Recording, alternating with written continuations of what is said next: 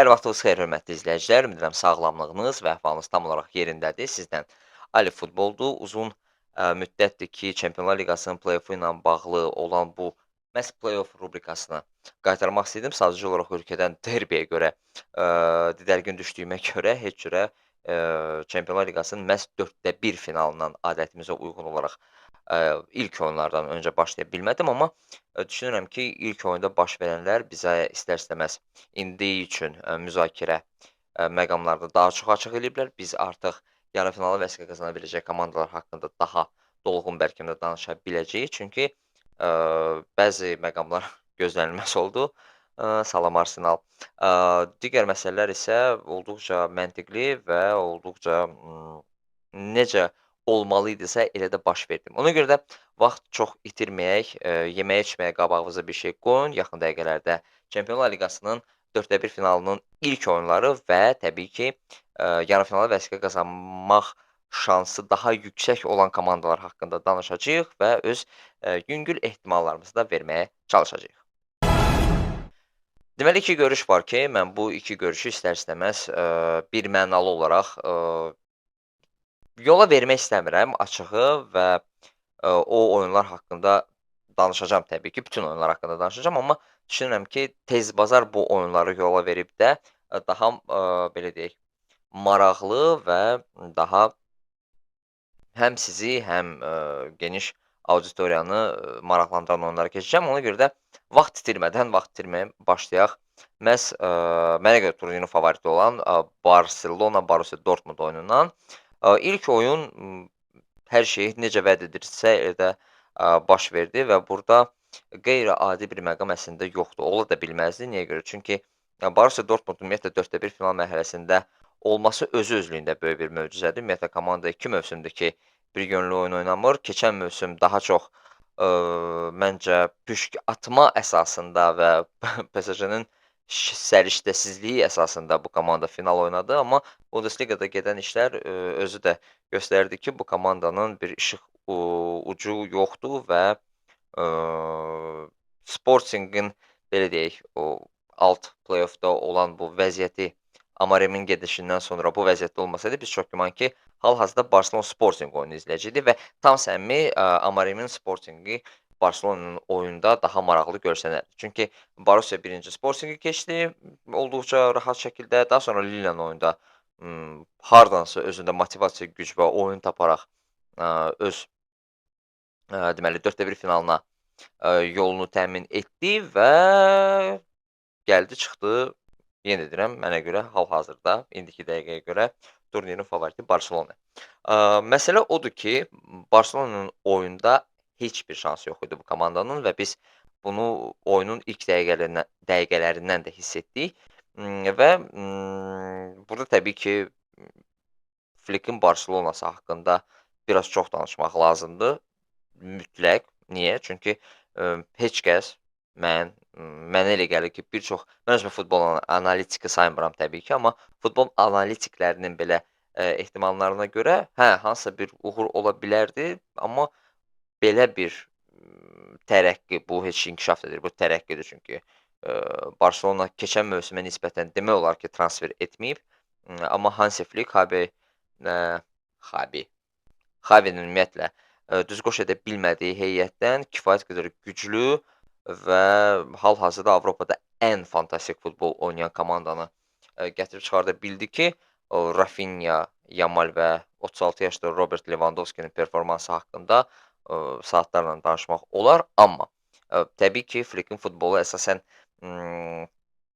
bu üçlü üzərində qurulmayıb, çünki sənin yarım müdafiəndə Pedri kimi dahiyana futbolçu varsa, məncə rəqib komandanın şansları kifayət qədər azdır. Çünki Pedri həqiqətən də bu komandanın əsas aparıcı qüvvəsidir və məhz onun inanılmaz oyunu sayəsində Barselonanın o iti hücum xətti özünü kifayət qədər rahat hiss edir və istədiyi şəkildə istənilən rəqibə qarşı istədiyi futbolu oynayır. Bu çox vacibdir. Həqiqətən çox vacibdir.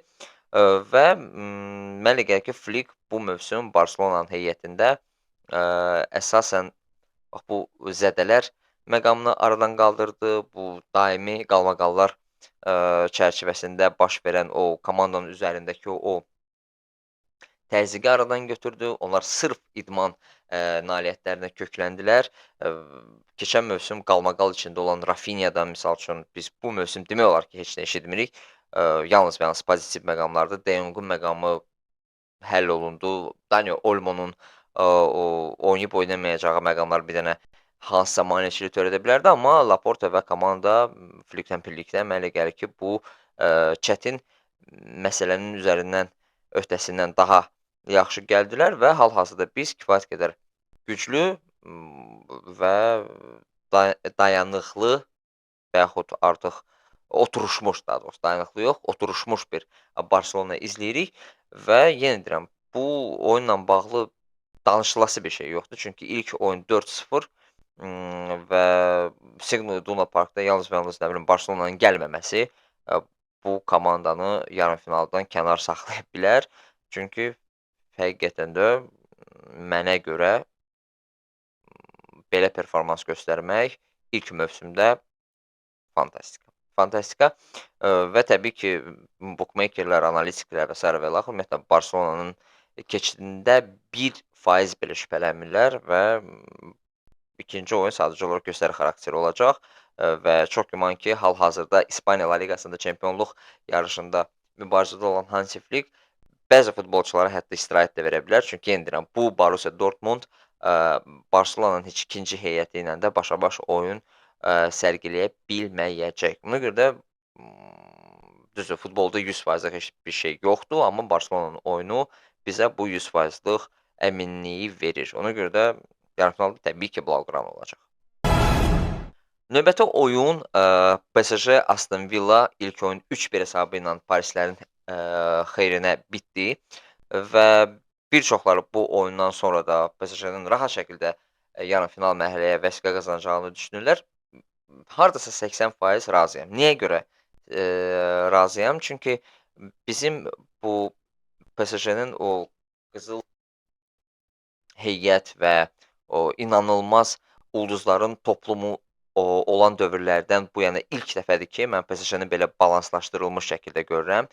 Komandada demək olar ki, belə fantastik ulduz yoxdur və bu həqiqətən də komandanın üzərindəki olan təzyiqi tam olaraq aradan qaldırır və ümumiyyətlə PSG-nin heyətində olan futbolçuların əksəriyyəti daha çox adı sanı olan, amma özünü sübut edə bilməyən futbolçulardan ibarətdir ki, bu əlavə motivasiya verir. Çünki Dembelenin Borussiada bir mövsümünü gördük, o dava qırığı ilə getdi Barselonaya. Barselonada 12 oyun oynayıb, daha çox xəstəxanalar və tibb məntəqələrində əsas heyətə düşürdü və ümumiyyətlə Barselonada oynamaq istəyi belə bu futbolçuda görsənmirdi. Xavi bir müddət onun içindəki o qığılcımı oyada bilsə də, Dembele dedi ki, qardaş, mənki hələ salamatı doğma vətənimdir, mən Fransada oynayacağam və PSG-yə gələn ilk dəqiqədən indiyə kimi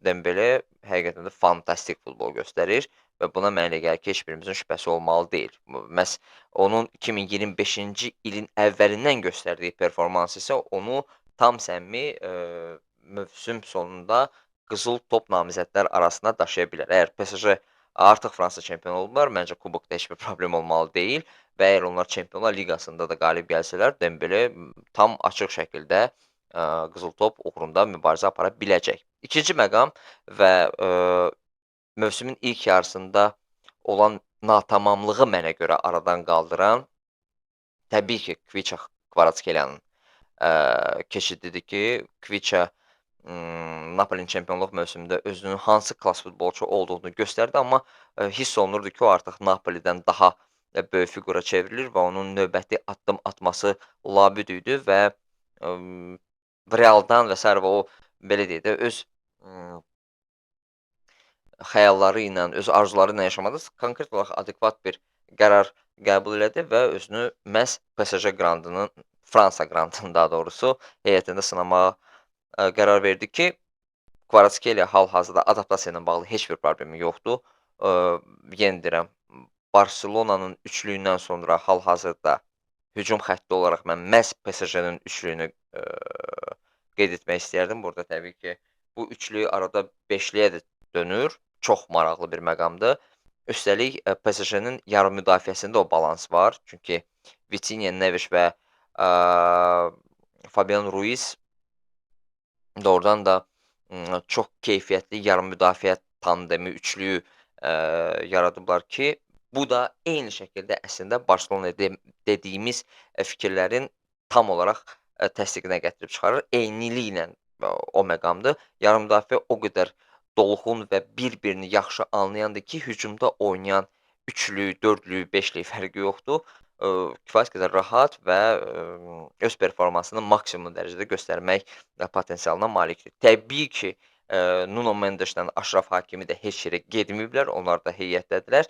Yeganə məqam mövsümün bir dövrü Donnarumma və Safonov məqamları idi ki, bu problemi də mənə elə gəlir ki, PSG artıq həll edib və Donnarumma ələxüsus da Liverpoolla o penalti seriyasından sonra öz yerini əsas heyət qapıçısı kimi betonladı və buna məncə heç birimizin şübhəsi təbii ki, yoxdur. Və ilk oyunda 3-1 hesabı ilə qalibiyyət, baxmayaraq ki, Aston Villa hesabı açmışdı, PSG həmin oyunda geri dönüş etməyi bacardı və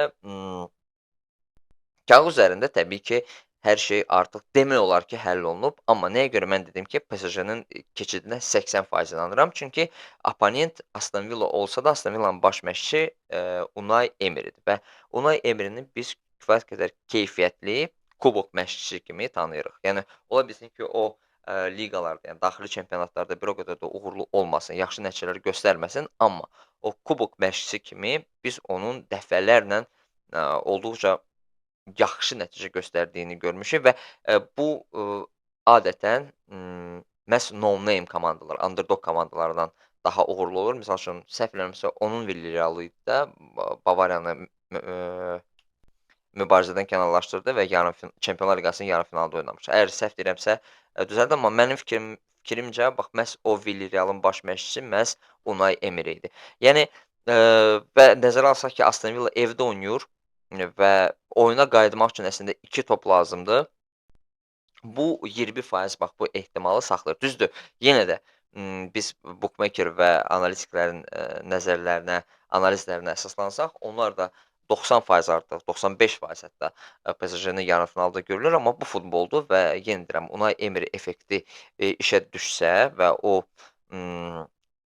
rəqibini düzgün saxlaya bilsə əslində, çünki burada daha çox qol vurmaqdan yox, birinci növbədə PSG-ni saxlamaq lazımdır. O oyunun o tempini öldürə bilsə və bunun üzərindən əks hücum futbolu aparsa, Aston Villanın cüzi də olsa şansı var. Ona görə də mənim üçün bu oyun çox maraqlı olacaq və çox yaxşı nüans ondan ibarətdir ki, o məhz Borussia Dortmund Barselona oyunu ilə üst-üstə düşür. Çünki Borussia Dortmund Barselona oyununda mənə görə Barselona azarkeşlərindən başqa və Borussia Dortmund azarkeşlərindən başqa baxılası bir məqam yoxdur. Düz təbii ki, siz zövq almaq istədiyiniz məqamlar varsa, siz bax gözəl futbolu izləmək istəyirsinizsə, təbii ki, bu oyuna neytral azarkeşlər də baxa bilər, amma bu günün, yəni hal-hazırda ikinci gün fevral nədir? Aprel ayının 15-i üçün olan ən maraqlı oyun təbii ki, PSG Aston Villadır və bu oyun ilk hissədən sonra məncə vur tut biz başa düşə biləcəyik ki, oyunda nələr baş verəcək. Ona görə də tam olaraq Aston Villanı belə qıraqda saxlamıram. Düşünürəm ki, onların da şansı var, amma yenə deyirəm, birinci növbədə öz oyununu göstərmək üçün hər hansı bir əks hücum futbolumu deyim, hansısa standart vəziyyətlərdən qurulan oyunlar olsun, kombinasiyalar, taktikalar olsun. Bu təbii ki, yalnız və yalnız PSG-ni saxlamaq şərti ilə mümkündür. Çünki yenə deyirəm, PSG-nin hücum xətti, yarım müdafiə xətti hal-hazırda o qədər inanılmazdır ki, bu kifayət qədər çətin bir məsələ kimi görsənir. Ona görə də növbəti yarımfinalçı kimi yenə deyirəm, 80% ehtimalla mən PSG-ni görürəm. Inter Bavariya. Inter Bavariya və mənə elə gəlir ki, bu oyun ilk görüşlər keçirildiyi zaman Real Madrid Arsenal və yaxud Arsenal Real Madrid oyunu ilə eyni zamanda olmasaydı, biz deyəndə düzgün çıxmır, amma geniş auditoriya bu oyun haqqında daha çox danışacaqdı. Çünki Bavariyanı baxmayaraq ki, Bavariyanın problemləri var idi, baxmayaraq ki, Musiala zədələndi, orada bir çox kadr problemləri var idi Bavariyada, amma Inter səfərdə olduqca inamlı şəkildə mənə elə gəlir ki, baxmayaraq ki, minimal hesabla, kiber hesabı ilə yekunlaşmışdı oyun, amma mənə görə Inter kifayət qədər inamlı futbol göstərərək bu oyunda qalib gəlməyi bacardı.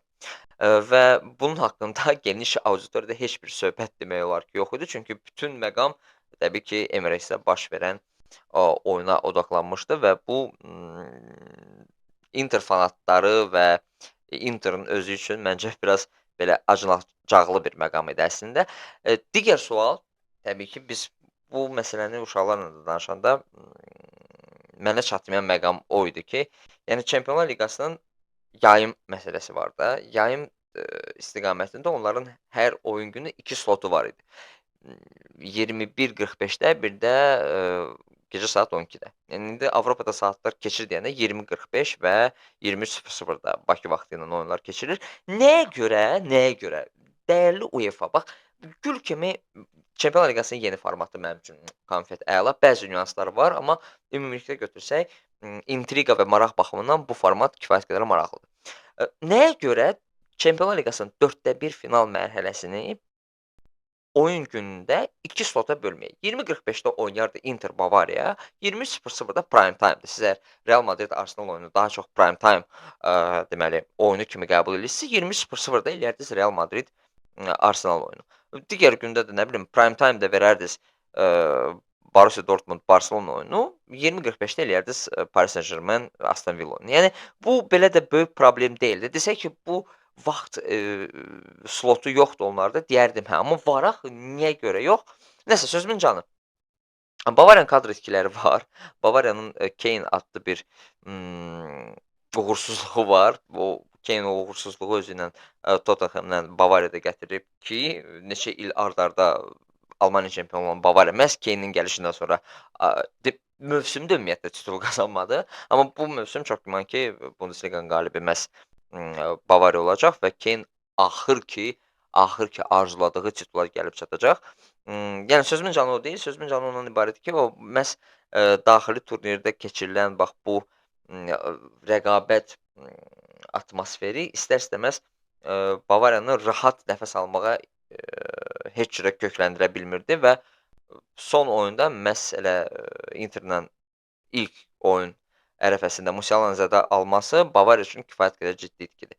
Çünki Musiala bütün bu Kane, Olise və bu kimi bilmirəm Goretskası olsun, Kimmich olsun, amma Musiala bu alman maşınını işə salan mənə görə, şəxsi fikrimdir, işə salan bəlkə də Kimmichdir, amma onu sürətləndirən məhz Camal Musialadır və onun olmamağı istər-istəməz Bavariyanın hücumdakı olan o kreativliyin aşağı düşməsinə gətirib çıxardırdı ki, Filippo Inzaghi'nin qardaşı olan Simone Inzaghi belə məqamlardan möhtəşəm şəkildə istifadə etməyi bilir, bacarır və bunun ən bariz nümunəsi 2023-cü ildə Çempionlar Liqasının finalı Manchester City Inter oyunu idi ki, Manchester City nə qədər hegemoncasına bu oyuna yaxınlaşsa da, Inter bir çox aspektlərdə onları oyun cəhətdən məğlub etmişdi.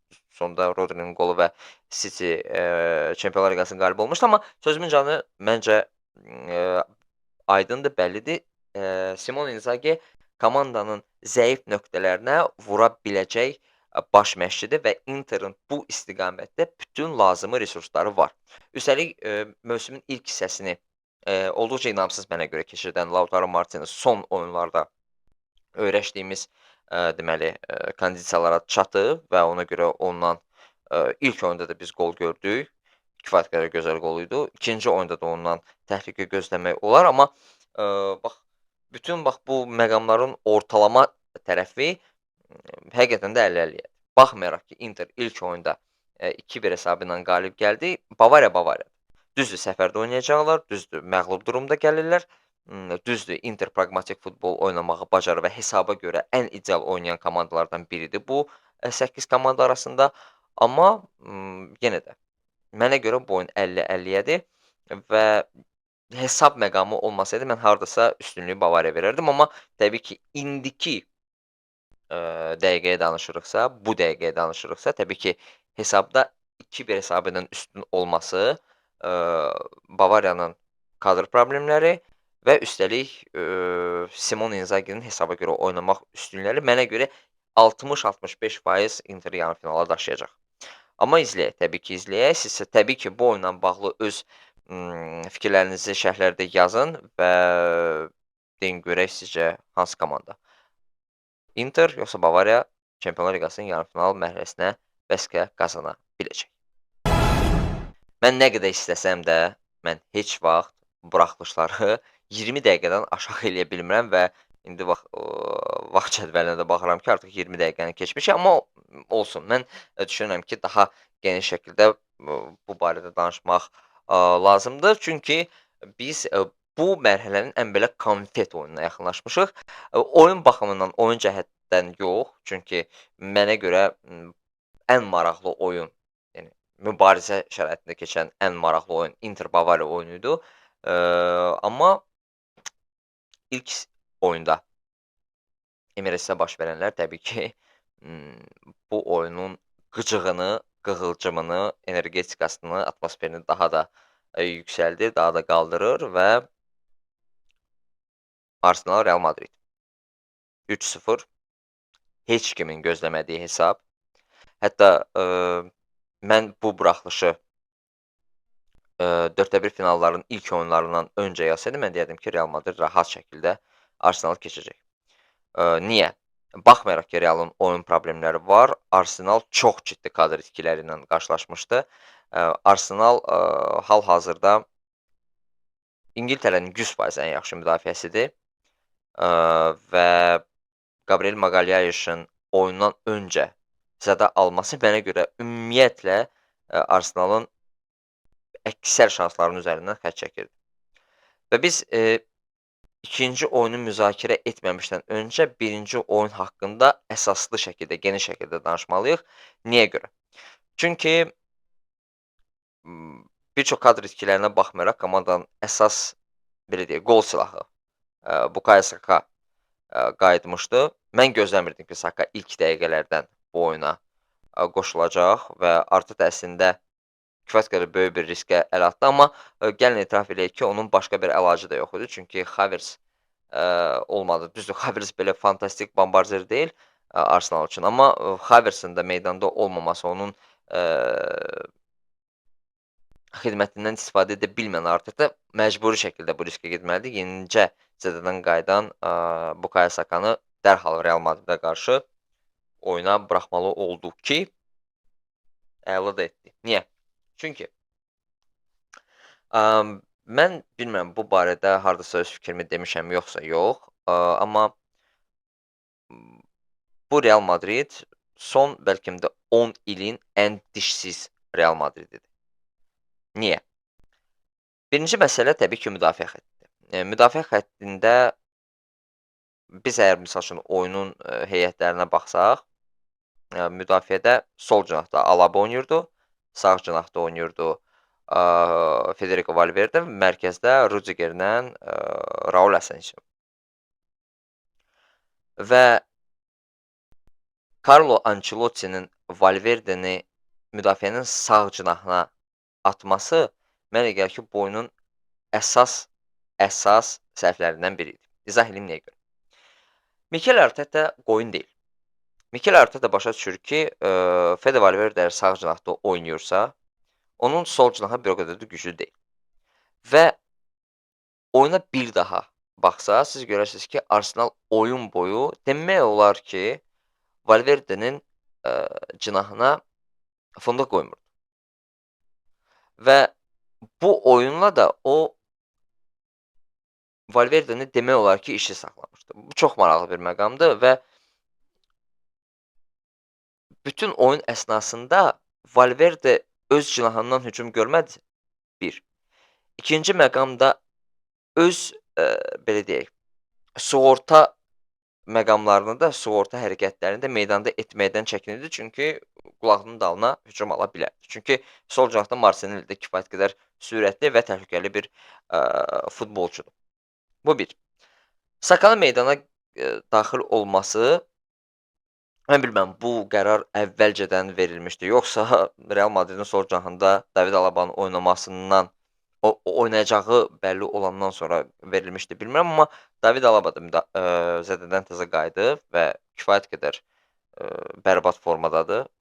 mümkün ola biləcəyi ən bərbad formasındadır. Və ona görə yeni zədədən qayıtmış Bukayo Saka ona həqiqətən də cəhənnəm yaşada bildi. David Alabanı neçə dəfə o barmağına sarıdı, mən artıq sayı hesabı itirmişdim. 1. Amma yenə də ilk hissədə Arsenalın təhlükəli standartları oldu. Arsenalın təhlükəli cinah Rusun sözü olmasın, prostrelları oldu. Yəni cərimə mindarçasına kifayət qədər kəsici ötürmələr var idi ki, bəzi hallarda Kurtua bu oyunda həqiqətən də fenomenal oyun göstərdi. Digər tərəfdən isə bəxt amili, hardasa oyunçular çatmırdı və s. və axır. Yəni yarıcan birtəhər Real Madrid ilk hissədə qapısında qol görməməyi bacardı. Amma yenə deyirəm, oyun epizodlara bölsək, oyun əsnasında Realın 2-3 əks hücumu vardı ki, onlardan da maksimal dərəcədə bərbad şəkildə istifadə edirdi Real Madrid təmsilçisi və əsas məqam. Əsas məqam Vinicius Junior və Kylian Mbappe. Bu iki möhtəşəm super ulduz. Əsasən də Viniciusu qeyd edəcəm, çünki Kylian Mbappe nə qədər də bərbad oynamağına baxmayaraq oyunda istəkli göstərdi və əlində bir neçə şans vardı ki, onu qola çevirə bilərdi, amma təəssüflər olsun ki, bu oyunda alınmadı. Bütün bax bu Real Madridin düzülüşü və oyunu onu özündə cəmləşdirir ki, Kylian Mbappe və Vinicius Junior daimi olaraq Arsenalın müdafiəsini presinq altında saxlamalıdırlar. Ki onlar presinqi qaldırırlar, bura Jude Bellingham qoşulur, oradan Luka Modric və s. və bu sistem və ağzı-ayrıq şəkildə bütün oyun əsnasında meydanda qaçan Kamavinga necəsə bax bu presinq təzyiqini göstərərək topu ələ keçirib ya sürətli hücuma keçə bilirlər ki, Real Madridin sürət potensialı buna tam olaraq imkan verir. Digər tərəfdən Arsenalın heyətində yenə deyirəm, Kivior idi meydanın mərkəzində və Magalhaes'in olmadığı dövrdə Saliba tək bütün bax bu orkestrin dirijoru olmalı idi ki, Arsenal oturdu bir 37-38 dəqiqə oyuna baxdı. Başa düşdü ki, nə Mbappe, nə Vinicius ümumiyyətlə nəinki presinq cəhdi belə göstərməyəcək. Tüpürəm. Heç bir problem yoxdur. Və çox maraqlı məqam ondan ibarətdir ki, bu iki futbolçu presinq etmədiyi dövrdə Rodrigo'nun meydanda olması ümumiyyətlə mənasızdır. Çünki bir mexanizmdən sən bir futbolçu ilə 4 nəfərin üzərində presinqdə gələ bilməsin, bu mümkün deyil. Ki sözümün canı ondan ibarətdir ki, fasilə gedən və qoyun olmayan artıq da başa düşür ki, uşaqlar rahat oynaya bilərsiniz. Daha aqressiv oynayırıq, daha yuxarı qalxırıq və artıq o mövqeli futbol oynayaraq Real Madrid savcılıq səhv üzərində tutacaq. Tutacaq və tutular. Düzdür, bu səhv 3-cü qola fırlatdı özünə, amma bax bu təzyiq meydanın istənilən demək olar ki, mövqesində Real Madridin çox mənasız qayda pozuntularına gətirib çıxardı. Yəni presinqdən əlavə olaraq təzyiq, davamlı olaraq mövqeli hücumlar, sağ-sol, sağ-sol, daha çox təbii ki, Arsenalın sağ cinahından gedirdi bu. Amma yəni ən azından sola da yönlənmələr olurdu ki, Valverde ikinci hissədə daha çox iş görmüş olmur. Nəsə ki, uzun sözün qısası, bax bu lazımsız follar ona gətirdi ki, heç vaxt Arsenal heyətini bilmirəm indi karyerası ərzində o cərimə zərbəsindən qol vurub vurmayıb bilmirəm. Amma Arsenal heyətində heç vaxt cərimə zərbəsindən qol vurmayan Declan Rice 2 dənə fantastik qol vurur. Və bu 2 qol Real Madridin onsuz da cansız və xaraktersiz oyununun olan qalan o çapalamalarını da alır ki, Real meydanda sadıcı olaraq var idi. Hətta mən deyərdim ki, Real Madrid meydanda yox idi. Niyə görə? Çünki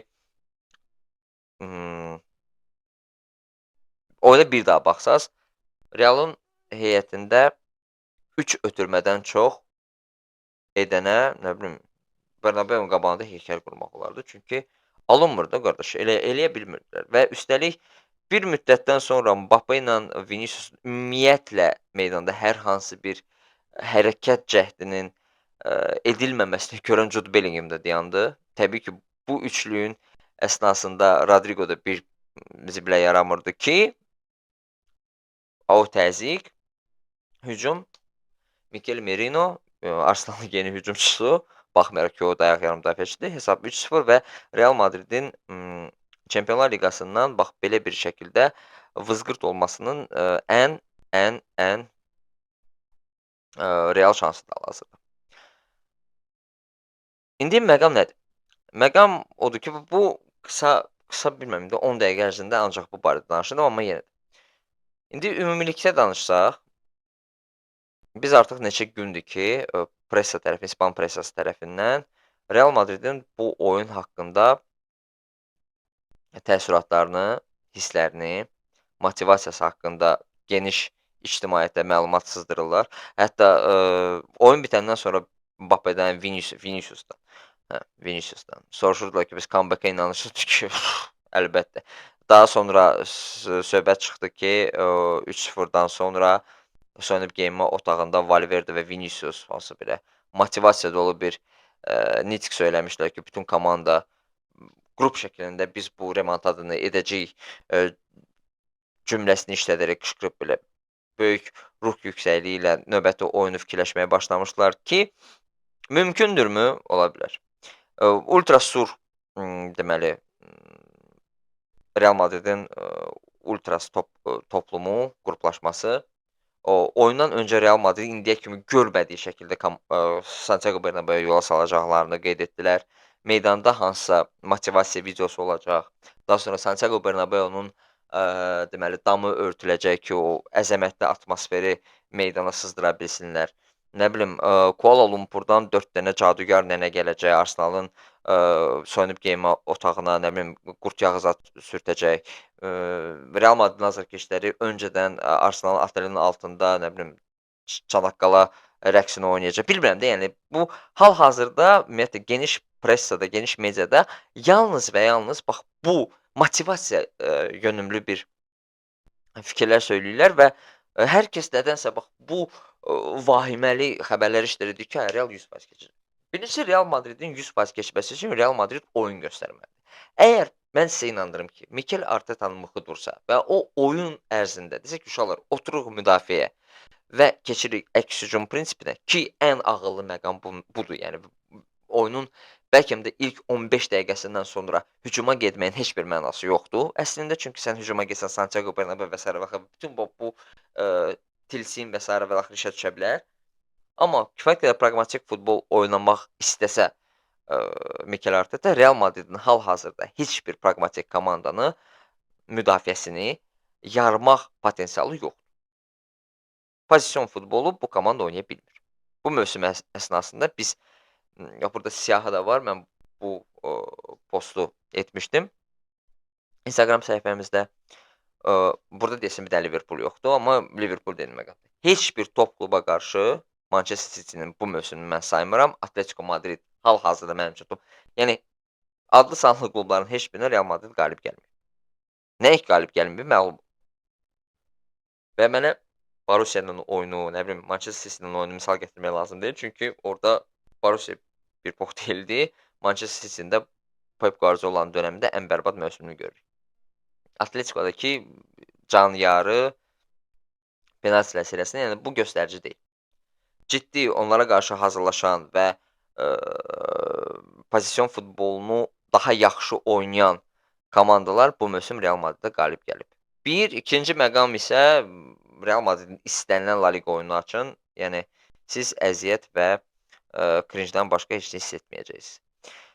Vahimə atmosfer, Arsenalın o Santiago Bernabeu-ya gəlib də ayaqları titrəməyə başlasa, təbii ki, bu mümkündür. Real Madrid bunu dəfələrlə eləyib və Real Madridin bax bu tip comebackləri əsasən rəqib komandanın özünə inamı itirməsindən ibarət dolayısı yolla, yəni ona görə baş verib daha çox. Təbii ki, orada fenomenal futbolçular da vardı, amma rəqibin o konsentrasiyasını itirmə amili çox vacibdir. Arsenal bunu etsə, bu olacaq biabırçılıq. Amma ilk 15-20 dəqiqəni dözə bilsə və ondan sonra praqmatik futbol göstərsə, məncə Arsenalı heç kim yarımfinaldan kənar saxlaya bilməyəcək. Mən ona görə bu oyunda sırf futbol cəhətdən, oyun cəhətdən, komandaların göstərdiyi performans oyun cəhətdən mən üstünlüyü Arsenala verirəm.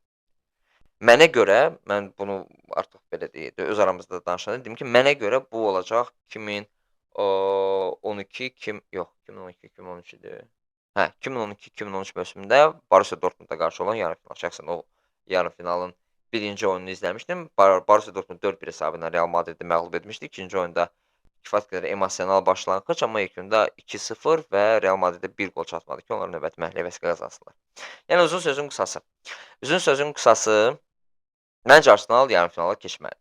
Əgər gicdə eləməsə. Yenə deyirəm, mənə görə Mikel Arteta qoyun baş məşqçi deyil. O çox gözəl başa düşür ki, Real Madrid hal-hazırda hansı istiqamətdə spekulyasiyalar edir.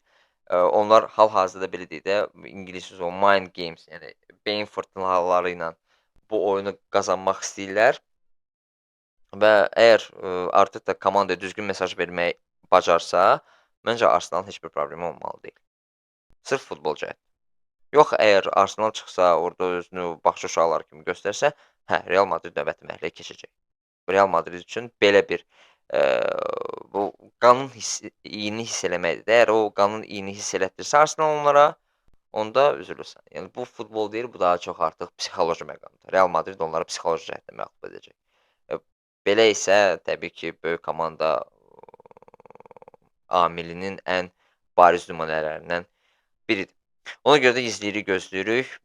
Təbii ki, ən bol drama ilə dolu olan oyun təbii ki, Real Madrid Arsenal oyunu olacaq. Ona görə də izləyək görək başımıza nə iş gəlir. Və ondan sonra təbii ki, biz nəsə danışa biləcəyik təbii ki. Belə, mənim ağzım açıldı, bağlanmaq bilmir. Gecə saat 4-ə qalıb 10 dəqiqə. Mən həmişəki kimi hər şeyi öncədən etməyi sevdiyimə görə oyuna 24 saatdan az vaxt qalmış bu videoları yazıram. Amma mən düşündüm ki, oyuna nə qədər yaxın dönəmdə biz bu videonu hazırlasaq, bir o qədər düzgün olacaq. Çünki komandanın vəziyyətləri, onların o hazırlığı, mediada bu xəbərlər və s. və axır. Yəni bunlar çox vacibdir. Ona görə də onları görüb analiz edib baxandan sonra məncə hansısa bir fikri demək olar. Tək ilk oyunlara bağlanmaq düzgün deyil. Təbii ki, 4-1 final mərhələsi bitəndən sonra bizim daha belə bir buraxılışımız olacaq. Ona görə də əgər bu videonu görürsünüzsə və kanala abunə deyilsə, mütləq şəkildə xahiş edirəm sizdən kanala abunə olun. Çünki biz hal-hazırda bir neçə proyekt üzərində işləyirik. Onlardan ən önəmlisi hal-hazırda Travel Lab-la birlikdə, bizim partnyorumuz Travel Lab-la birlikdə Derbi layihəsidir ki, biz Tamirlanla birlikdə iki Hüseynova bacıları kimi düşmüşük Avropa və dünya stadionlarına və oradan sizə ən maraqlı və ən qaynar oyunlarının video reportajlarını hazırlayırıq ki, Azərbaycanda belə şey yoxdur. Azərbaycan dilində ən azından və bu layihə həqiqətən də bizdən çox güc, vaxt, pul və əsəb alır. Ümid edirəm ki, mövsümün sonuna kimi infarktdan ölməyəcək. Ona görə də bu videonu izlədiyiniz üçün təşəkkürlərimi bildirirəm.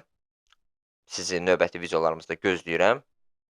Bu video çıxandan sonra çox güman ki, bizim axır ki Tamirlan Napoli Milan oyunundan olan derbi buraxılışımız, dilimdə o oynayır. Buraxılışımız olacaq. Ondan sonra cavab qarşılaşmaları ilə bağlı video və daha sonra Lazio Torino və hər kəsin gözlədiyi Fenerbahçe Galatasaray oyununun videoları gəlir. Ona görə də YouTube-da kontentimiz boldur. Biz sizin üçün çalışırıq və sizdən sadəcə olaraq minimal şeylər istəyirik. Videonu like eləyin, kanalımıza abunə olun, şərh yazın, dostlarınızla paylaşın. Çünki bu Azərbaycanın ən kreativ, ən maraqlı və ən geniş kontentli bir platformasıdır. Özünüzdən və yaxınlarınızdan müğayət olun, futbolu sevin və sağ olun.